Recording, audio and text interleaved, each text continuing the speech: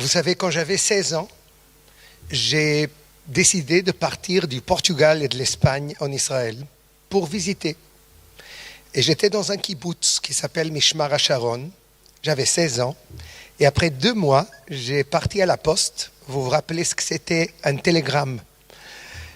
J'ai envoyé un télégramme à mes parents qui disait « Je reste ». Et après ça, je suis en Israël. Et j'ai trouvé une école qui s'appelle Mosinzon, elle existe jusqu'à aujourd'hui.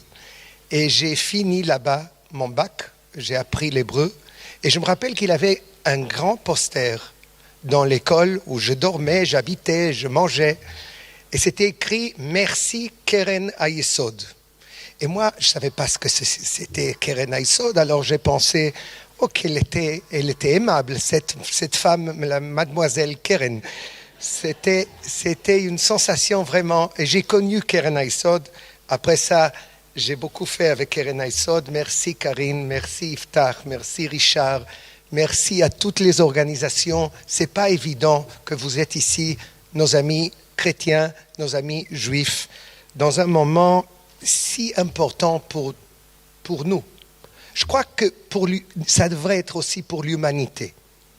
Parce que c'est l'événement le plus traumatisant de notre histoire. Ce qu'on a vécu, ça fait exactement 5 mois. Le temps s'est arrêté le 7 octobre. Ces 5 mois sont comme une longue journée, ce qu'on est en train de vivre. Il faut comprendre de quoi on parle. C'est comme si aux États-Unis, l'11 septembre, on aurait 45 000 assassinés dans un jour, dans moins de 24 heures. Et on n'aurait pas seulement 50 terroristes, comme ce qui s'est passé aux États-Unis, mais on aurait 3 000 terroristes qui se sont lancés après une opération préparée avec tous les détails et sont rentrés en Israël par 60 chemins différents, simplement avec 3 buts: tuer, tuer et tuer. Et il y a une histoire qui m'a marqué, je crois spécialement, parce que je l'ai vécue moi-même, et c'était l'histoire d'une dame qui s'appelle Viviane Silver. Viviane, elle était une femme qui habitait au kibbutz Be'eri. Et elle a créé une organisation, d'ailleurs elle est maintenant candidate au prix Nobel de la paix cette année, une organisation qui s'appelle Les Femmes pour la paix, Women Wage Peace. Elle a créé cette organisation avec des milliers de Palestiniennes et de femmes israéliennes juives et de femmes arabes israéliennes. Et le 4 octobre, 3 jours avant la massacre, j'étais à Jérusalem, à Talpiot Mizrach, avec 1500 femmes qui marchaient pour la paix, quelque chose d'assez rare dans les derniers temps. Et moi, j'ai vu Viviane qui ravissait. Elle était là, elle était le leader, une femme qui est arrivée en Israël, en Alia, du Canada, ça faisait 50 ans, et qui a décidé d'habiter à Be'eri.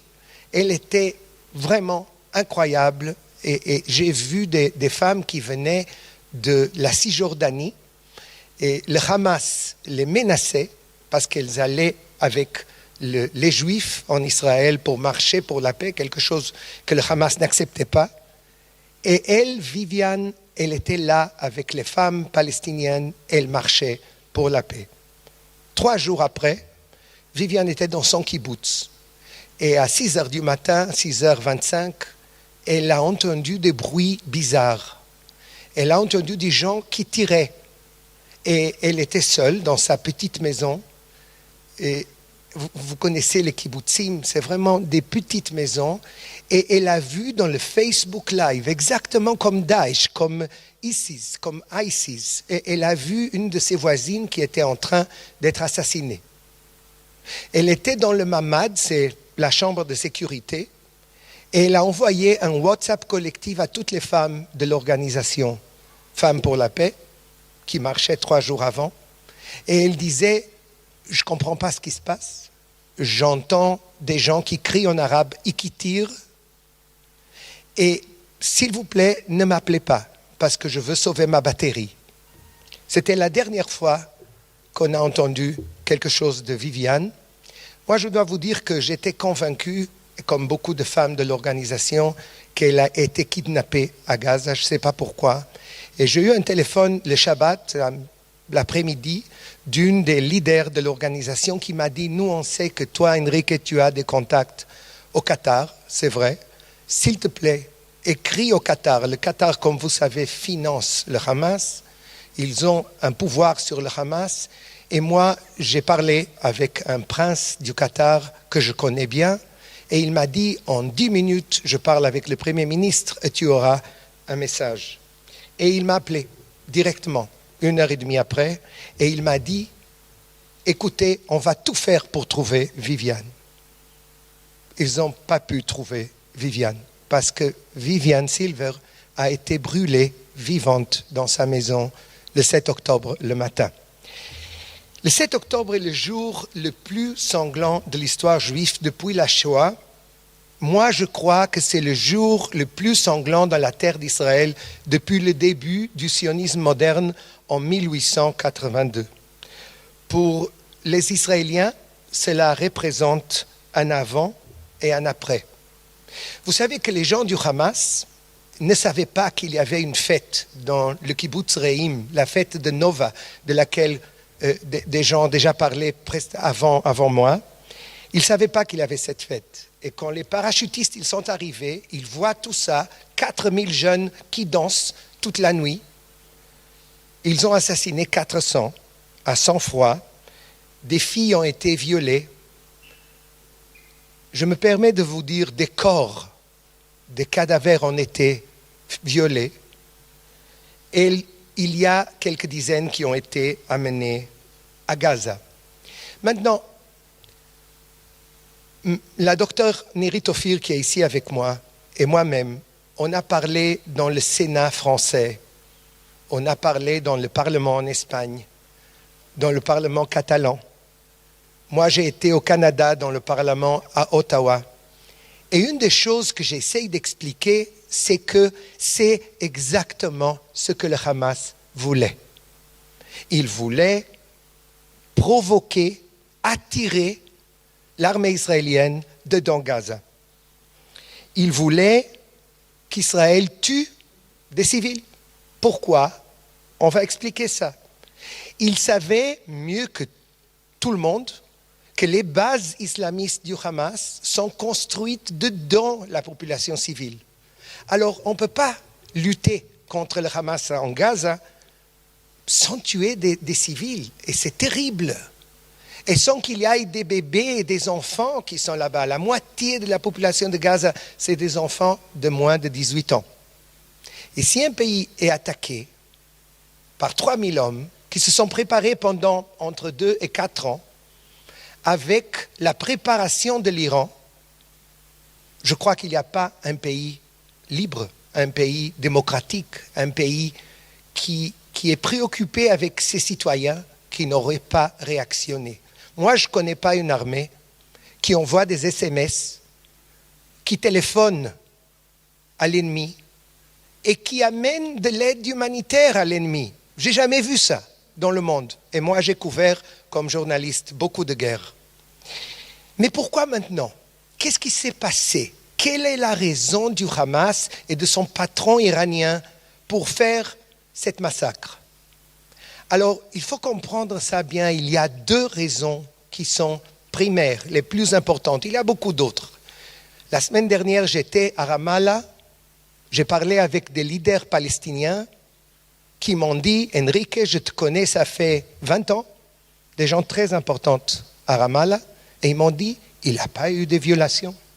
C'est la propagande israélienne, tout ça. » Alors parfois, on a un problème ici. Comment on explique des choses qu'on sait, même les Nations Unies, finalement, comme notre ambassadrice l'a expliqué avant, après 5 mois, ils se sont rappelés d'avoir un relatoire qui prouve qu'il y a eu des violations, des dizaines, même des centaines peut-être de femmes. Nous-mêmes, Nirit et moi, on a vu une fille on a été chez le pape François avec 12 familles.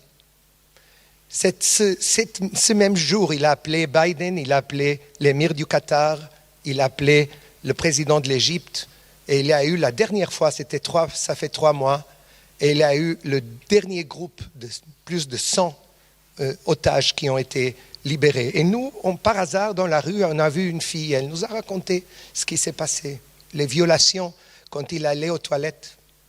Par exemple, aller aux toilettes, c'était un enfer, parce qu'elle savait qu'il y aurait une violation, au moins un abus. Et elle raconte, ce n'est pas seulement les filles, c'est aussi les hommes qui sont violés. Et tout ça, ça arrive maintenant, le moment où on parle, et ça arrive là-bas. Et il faut expliquer pourquoi ils ont choisi cette date et ce moment pour le faire.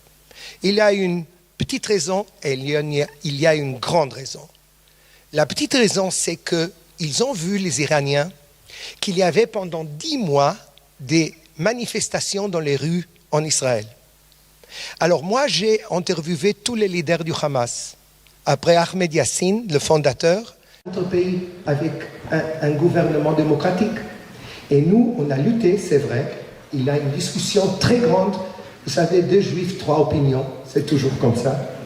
Mais c'est ce qui se passe ces 10 mois. Ce n'est pas une faiblesse. C'est une force de la société israélienne. Et ça, ils n'ont pas compris. Mais il y a une autre raison. Ils croyaient qu'ils allaient provoquer la division définitive de l'État d'Israël avec cette attaque. Mais vous savez, le 7 septembre, j'ai vu dans mon calendrier, la docteure Nirit Ophir a été la présidente d'une délégation, la première délégation israélienne dans l'histoire officielle qui a été en Arabie Saoudite. Et moi, j'étais là. Et on nous a dit, vous savez, si un jour on fait la paix entre nous, ça vous ouvre toutes les portes du monde arabe et du monde islamique. C'est des dizaines de pays. Pourquoi? Parce que nous, quand nous, Israéliens, on demande aux Saoudites, en conversation secrète, on les demande quand vous allez rejoindre les accords d'Abraham, les accords qui ont été signés, ça fait 3 ans et demi, qui sont vraiment dramatiques et historiques entre Israël, entre les Émirats arabes unifiés et le Bahreïn, le Maroc et le Soudan. Et on les demande quand c'est que vous allez rejoindre. Alors ils nous disent, nous on n'est pas les Émirats, on n'est pas le Bahreïn, on n'est pas le Maroc, nous on est Mecca et Médina, on est les endroits qui sont les endroits sacrés pour l'islam. Alors pour nous, être partie des accords d'Abraham, c'est petit. Pour nous, faire la paix avec Israël, c'est finir la guerre que le prophète a commencé, ça fait 1300 ans, et c'est la paix entre la civilisation juive et la civilisation musulmane. Et ça vous ouvre la porte de tout le monde arabe. Et ça, les Iraniens le savaient. Et ça, le Hamas le savait. Et tout le monde a vu que le 7 septembre, on était avec 13 Israéliens officiellement à Dammam, en Arabie Saoudite, dans un congrès.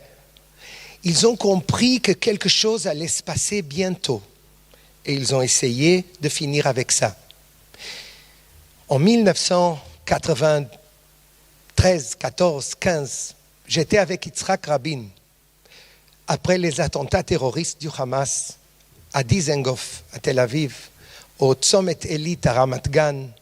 Et je me rappelle de Rabin qui fumait, qui allumait une cigarette et disait « Lama Arshav » pourquoi maintenant?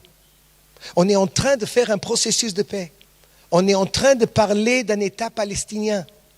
Pourquoi ils nous tuent, nos citoyens, maintenant? Parce que Hamas voulait tuer le processus de paix. Et c'est ce qu'ils ont fait exactement. Et je crois qu'ils ont fait ça dans ce moment-là. Mais pour l'Iran, c'est un cauchemar penser qu'Israël va être reconnu par l'Arabie Saoudite. Et ils ont essayé d'éviter ça. Ils ne vont pas pouvoir éviter un accord dans le futur, je crois. Mais ils pensaient qu'il allait l'avoir et qu'il allait le faire, et ils n'ont pas pu le faire. Mais je veux vous dire un mot sur l'Europe et sur la presse européenne et sur le blackout de la presse européenne. Je vois comme journaliste et je travaille en 5 langues avec des médias de 4 continents. Et je vois qu'il réunit des choses évidentes, comme le fait que des hôpitaux, des écoles, des centres de scouts ont été construits sur des bases militaires, ou le fait que les arsenaux et les plateformes de roquettes et de missiles du Hamas sont dans les hôpitaux. J'étais en direct avec une télévision importante, européenne, le jour où, en direct, la dame qui parlait avec moi, il y avait des millions de personnes qui voyaient ça, et elle me dit, Enrique, Israël vient de tuer 500 personnes dans l'hôpital Al-Hilal à Gaza, hôpital Al-Hilal. Et j'ai dit, c'était quand? Et elle me dit, 2 minutes. Ça fait 2 minutes. Je dis, elles ont compté vite, hein? 500. Et elle me dit, pourquoi tu dis ça?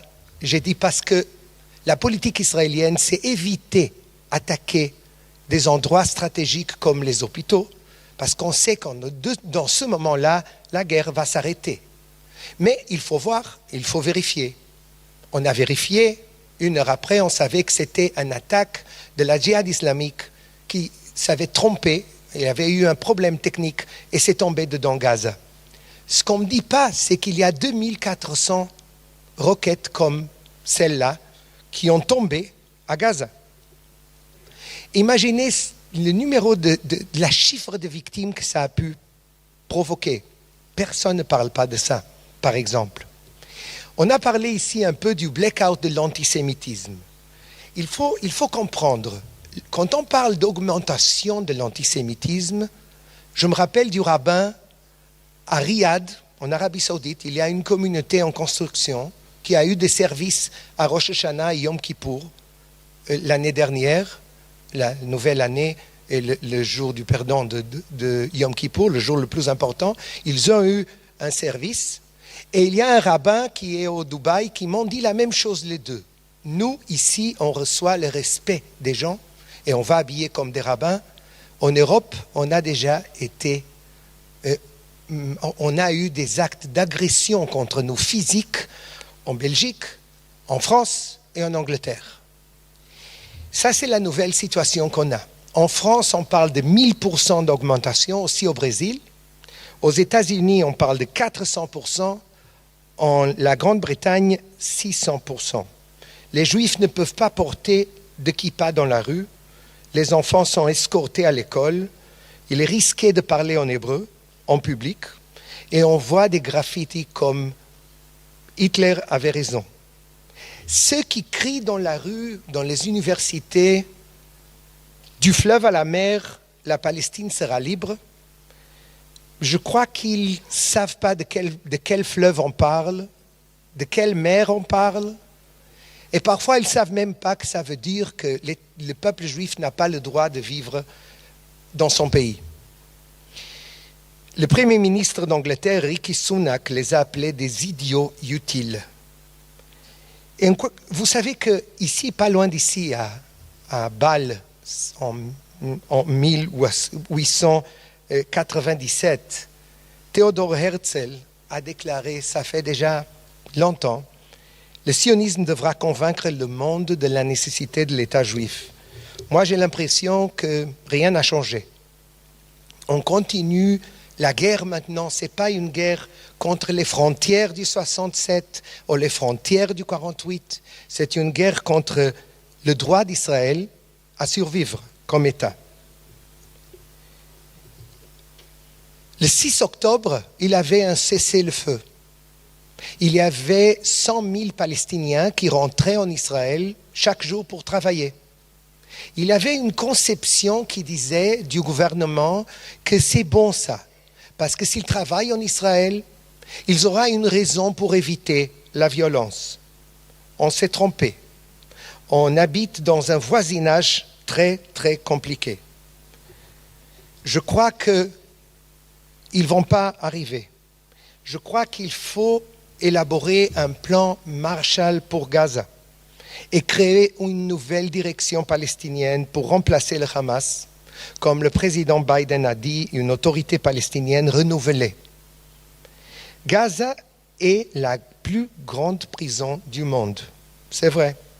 Mais les gardiens, les 17 dernières années, c'est le mouvement de résistance islamique Hamas.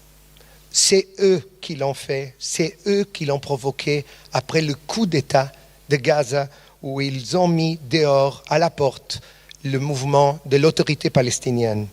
Gaza pourrait être Singapour ou Dubaï, mais à cause du Hamas, c'est la Somalie.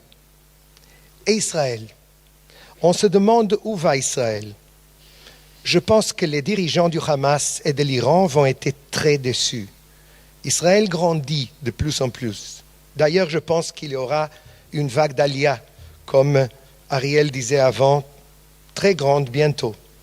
Israël, c'est une puissance. Mais vous savez, on va vivre notre deuxième indépendance. La situation après le 7 octobre est complètement différente. Il faut reconstruire le sud d'Israël. Il faut que les kibbutzim qui ont été brûlés, le kibbutz de Viviane et tous les autres, soient reconstruits maintenant, bientôt. Et c'est un grand effort aussi pour la société israélienne. C'est construire l'Israël 2.0. C'est la mission qu'on a besoin de faire et qu'on a besoin d'avoir dans le futur. Et on compte sur vous.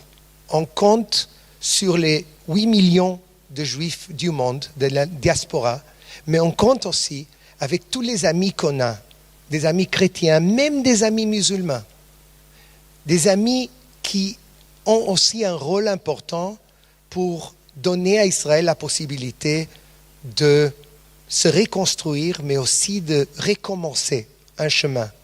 Et je crois qu'on est là, c'est un moment, un défi très grand pour Israël. Je suis sûr qu'on va réussir, avec votre aide aussi. C'est très important. Mais en même temps, je vais vous dire, on a vu avant ici David Ben Gurion, cet homme qui a décidé de déclarer l'indépendance quand il avait 600 000 juifs, c'est tout. Et 300 000 étaient des survivants de l'Holocauste. Et lui, il a déclaré l'indépendance même avec cette population. Il savait que le jour après, Israël serait attaqué par 5 armées arabes organisées. Il l'a fait. Mais lui, il a dit une chose que je crois qui est vraiment actuelle. Il a dit, les choses les plus difficiles sont faites immédiatement. Les choses impossibles prennent un peu plus de temps. Merci beaucoup.